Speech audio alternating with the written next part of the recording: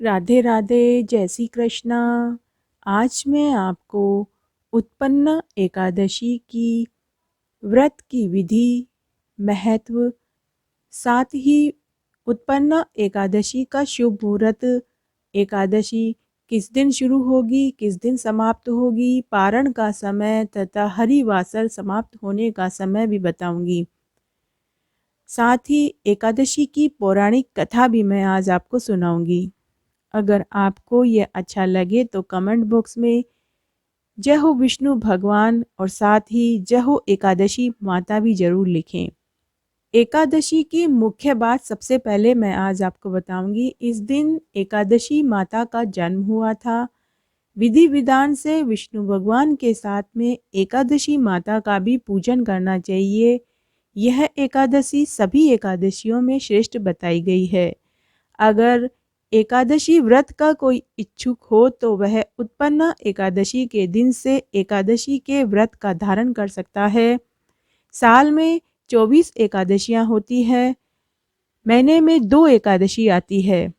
यह मैंने मुख्य बात सबसे पहले इसलिए बताई है ताकि आपको मैं बता सकूं कि इस एकादशी का मुख्य बिंदु क्या है। मान्यता के अनुसार इस दिन एकादशी माता का जन्म हुआ था, इसीलिए इसे उत्पन्न एकादशी कहा जाता है। देवी एकादशी षष्ठी के पालनहार श्री हरि की ही एक शक्ति मानी जाती है। इस दिन माँ एकादशी ने मूर नामक दैत्य का वध किया था। स्वयं भगवान विष्णु ने माता एकादशी को आशीर्वाद देते हुए इस व्रत को पूजनीय तथा सभी पापों का नाश करने वाला बताया था। यह व्रत 2 तरह से कर सकते हैं। निर्जला रहकर भी यह व्रत किया जा सकता है। साथ ही अगर कोई निर्जला नहीं रह सकता तो वह फल और जल पीकर भी इस व्रत को कर सकता है। महत्व, हिंदू धर्म में उत्पन्न एकादशी को खास बताया है। इस व्रत को करने वाले मनुष्य के सभी पाप नष्ट हो जाते हैं। यही नहीं, जो लोग एकादशी का व्रत शुरू करना चाहे तो वह उत्पन्न एकादशी से व्रत धारण करें। वो मैं अब बताऊंगी कि व्रत का शुभ मुहूर्त क्या है। एकादशी तिथि प्रारंभ होगी 10 दिसंबर की दोपहर 12:51 पर। एकादशी तिथि के समाप्त होने का समय है 11 दिसंबर की सुबह 10:04 पर। पारण का समय है 11 दिसंबर की दोपहर 1:17 से 3:21 पर। पारण तिथि के दिन हरिवासर समाप्त होने का समय दोपहर 3:18 पर है। उत्पन्न एकादशी की पूजन विधि। उत्पन्न एकादशी का पालन दशमी तिथि से ही शुरू हो जाता है। इस दिन सुबह ब्रह्म मुहूर्त में उठकर नित्य कर्म से निवृत्त हो स्नान करके साफ वस्त्र धारण करें। हो सके तो गंगा नदी में स्नान करें, लेकिन यह संभव न हो तो आप स्नान वाले जल में गंगा जल की कुछ बूंदें डालकर भी आप स्नान करेंगे तो भी आपको गंगा नदी स्नान का फल मिलेगा। अर्थात स्नान वाले जल में आप 2 ढक्कन गंगा जल डालकर आप उस जल से स्नान करें तो आपको गंगा नदी में स्नान करने जितना ही फल मिलेगा। उसके बाद आप साफ वस्त्र धारण करें, व्रत का संकल्प लेवें। फिर एक चौकी पर लाल या पीला वस्त्र बिछाएं, उसके ऊपर विष्णु भगवान की प्रतिमा स्थापित करें। चावल से स्वास्तिक बनाएं, फिर फूल फल नैवेद्य अर्पण करें। घी का 4 मुखी दीपक लगाएं। कपूर धूप और दीपक से आरती करें। एकादशी की कथा सुने या फिर पढ़ें। पूजा संपन्न करने के बाद प्रसाद का वितरण करें। हो सके तो उस दिन विष्णु सहस्त्र नाम का पाठ करें। व्रत वाले दिन झूठ, मिथ्या, चोरी, डकैती करने वालों से बचें। बुराई ना करें। बुरे व्यक्तियों की संगत से बचें। अच्छा सुने, अच्छा सोचें, मीठा बोलें और हो सके तो ज़्यादा से ज़्यादा मौन रहकर विष्णु भगवान का जाप करें। और ऐसा करने से आप विष्णु भगवान की कृपा का पात्र भी बनेंगे। रात्रि जागरण करें, जमीन पर सोएं, ब्रह्मचर्य का पालन करें। अनजाने में हुई गलती की क्षमा मांगे। द्वादशी के दिन ब्राह्मण को भोजन करावें, दक्षिणा देवें। अगर यह न हो सके तो सीधा अवश्य देवें, दान करें। गाय को चारा और काले कुत्ते को रोटी देवें और व्रत का पारण करें। एकादशी के दिन अगर हो सके तो पीपल के पेड़ की जड़ में पूजा जरूर करें। पूजा करते समय कच्चा दूध और जल चढ़ाएं। घी का चारमुखी दीपक जलावें। पीपल के पेड़ पर रोली से स्वास्तिक बनावें, चावल लगावें। मोली से 5 या 7 बार पेड़ की परिक्रमा करें, अर्थात पेड़ पर मोली लपेटें। पेड़ पर मेहंदी काजल लगाएं और संकल्प लेवें। संकल्प लेते समय हाथ में जल, रोली, मोली, चावल और फूल लेवें। मोली का टुकड़ा तोड़कर ले लेवें और फिर बोलने का तरीका इस प्रकार है। अगर आप स्त्री हैं तो इस प्रकार बोलें और अगर आप पुरुष हैं तो आप उसको पुल्लिंग में बोलें। अब मैं स्त्री जिस तरह से बोलेगी वो मैं आपको बता रही हूँ कि व्रत का संकल्प किस प्रकार से लेवें। पीपल के पेड़ के पास बैठकर जो व्रत का संकल्प लें वो इस प्रकार लें।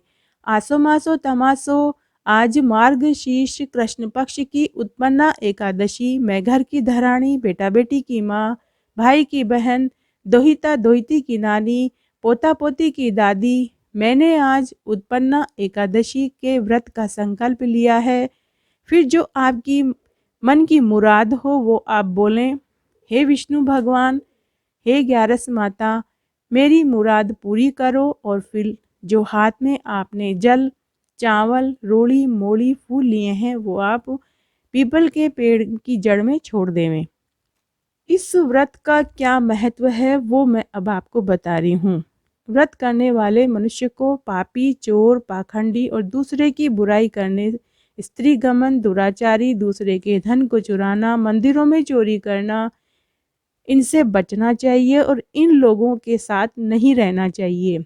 यदि अनजाने में इनसे बात हो जाए, इस पाप को दूर करने के लिए सूर्य नारायण के दर्शन करें। स्नान के बाद धूप दीप नैवेद्य से भगवान का पूजन करें। रात को दीपदान करें। सत्कर्म भक्ति पूर्वक करने चाहिए। इस दिन श्रद्धापूर्वक ब्राह्मणों को दक्षिणा देवें। अपनी गलती की क्षमा मांगे। धार्मिक लोगों के साथ रहें। जो मनुष्य एकादशी का व्रत करता है उनको शंखो द्वार तीर्थ में स्नान एवं दर्शन करने जितना पुण्य मिलता है वह एकादशी व्रत के पुण्य के 16वें भाग के बराबर भी नहीं है। व्यतीत योग में, संक्रांति में तथा चंद्र व सूर्य ग्रहण में दान देने से और कुरुक्षेत्र में स्नान करने से जो पुण्य मिलता है वही पुण्य मनुष्य को उत्पन्ना एकादशी का व्रत करने से मिलता है। अश्वमेघ यज्ञ करने से जो पुण्य प्राप्त होता है उससे 100 गुना पुण्य उत्पन्ना एकादशी का उपवास रखने से मिलता है। 1000 तपस्वियों को 60 वर्ष तक भोजन कराने से जो फल प्राप्त होता है वह फल इस एकादशी का व्रत करने से प्राप्त होता है। जो पुण्य वेद पाठी ब्राह्मण को 1000 गोदान करने से मिलता है उससे 10 गुना अधिक पुण्य उत्पन्ना एकादशी का व्रत करने से मिलता है। 10 श्रेष्ठ ब्राह्मणों को भोजन कराने से जो पुण्य मिलता है वह उत्पन्ना एकादशी के पुण्य के 10वें भाग के बराबर होता है। 10 उत्तम ब्राह्मणों को भोजन कराने से जो पुण्य मिलता है उतना ही पुण्य एक ब्रह्मचारी को भोजन कराने से होता है। इस पुण्य से 1000 गुना पुण्य कन्या और भूमि दान करने से प्राप्त होता है। कन्या और भूमि दान के पुण्य से 10 गुना पुण्य विद्या दान से और उसके 10 गुना पुण्य भूखे को भोजन कराने से होता है। अन्न दान के बराबर संसार में कोई दूसरा पुण्य नहीं बताया गया है। इस दान से स्वर्गीय पितृ तृप्त हो जाते हैं। इस दान का महात्म्य देवता भी वर्णन नहीं कर सकते। निर्जला व्रत करने का आधा फल एक बार भोजन करने के बराबर होता है। एकादशी का व्रत करने से यज्ञ, दान, तप आदि का फल मिलता है। उत्पन्ना एकादशी का व्रत अवश्य करें। इस व्रत में शंख से जल नहीं पीना चाहिए। एकादशी का व्रत 1000 यज्ञों से भी अधिक बताया गया है। अब मैं आपको एकादशी के व्रत की कथा सुनाने जा रही हूँ। एक बार अर्जुन ने भगवान श्री कृष्ण से कहा कि हे भगवान, आपने उत्पन्ना एकादशी के पुण्य को अनेक तीर्थों के पुण्यों से श्रेष्ठ तथा पवित्र क्यों बतलाया है। तब भगवान श्री कृष्ण ने कहा कि हे अर्जुन, सतयुग में एक महाभयंकर मूर नाम का दैत्य था। उस मूर दैत्य से सभी देवता भयभीत रहते थे। दैत्य इंद्र आदि देवताओं को जीतकर उनके स्थान से गिरा दिया करता था। तब देवेंद्र ने महेंद्र से प्रार्थना की कि हे शिव शंकर, हम सब लोग इस मूर दैत्य के अत्याचारों से मृत्युलोक में अपना जीवन व्यतीत कर रहे हैं। कृपा करके इस दुख से छूटने का कोई उपाय बताएं। महादेव जी बोले, हे देवेंद्र, आप विष्णु भगवान के पास जाइए। इंद्र तथा अन्य देवता क्षीर सागर जहाँ पर है भगवान विष्णु शेष शैया पर शयन कर रहे थे, वहाँ गए और देवताओं सहित इंद्र ने उनकी स्तुति की। हे देवताओं के देवता, आपको बारंबार प्रणाम है। हे दैत्यों के संगारक, हे मधुसूदन, आप हमारी रक्षा करें। हे जगन्नाथ, समस्त देव दैत्यों से भयभीत होकर आपकी शरण में आए हैं। आप ही इस संसार के कारक और कर्ता हैं, सबके माता पिता हैं, जगत की उत्पत्ति, पालन और संहार करता तथा देवताओं की सहायता करने वाले और शांति प्रदान करने वाले आप ही हैं। आकाश पाताल आप ही हैं। तीनों लोकों को उत्पन्न करने वाले ब्रह्मा, सूर्य, चंद्र, अग्नि, हव्य, स्मरण, मंत्र, यजमान, यज्ञ, कर्मकर्ता, भोक्ता आदि सब आप ही हैं। हे देव, शरण में आए हुओं की आप रक्षा करने वाले हैं। इस समय दैत्यों ने हमें स्वर्ग से निकाल दिया है, अब आप ही हमारी रक्षा कीजिए। देवताओं की करुण वाणी को सुनकर श्री विष्णु भगवान बोले, हे देवताओं, वह कौन सा दैत्य है जिसने देवताओं को जीत लिया है? वह कहाँ रहता है और उसमें इतना बल कहाँ से आया, यह सब मुझसे कहो। भगवान के वचन को सुनकर इंद्र बोले, हे भगवान, प्राचीन समय में नाड़ी जंग नाम का एक दैत्य था। उस दैत्य की ब्रह्म वंश से उत्पत्ति हुई थी।